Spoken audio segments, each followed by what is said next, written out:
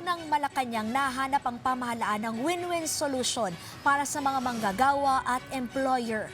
Kasunod ito ng inisyong temporary restraining order ng Pasig Regional Trial Court na pumipigil sa pagpapatupad ng 85 pisong taas sahod para sa mga minimum wage earners sa Metro Manila.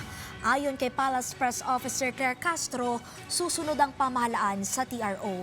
Pagsisiguro ng palasyo, hindi rito natatapos ang pagsisikap ng administrasyon na isulong ang kapakanan ng mga manggagawa at patuloy nitong ipaglalaban ang nararapat na benepisyo para sa kanila. Ilalaban po kung ano po ang nakikita ng pamahalaan na nararapat sa ating mga manggagawa. Pero pakikinggan din po ng pamahalaan kung ano po ang hinaing ng mga negosyante. Mas maganda po talaga na maging balanse ang pagtingin dito para hindi magkaroon ng mas malalim na problema o suliranin para both parties, ang employees and employers, ay magkaroon ng win-win solution sa issue na ito.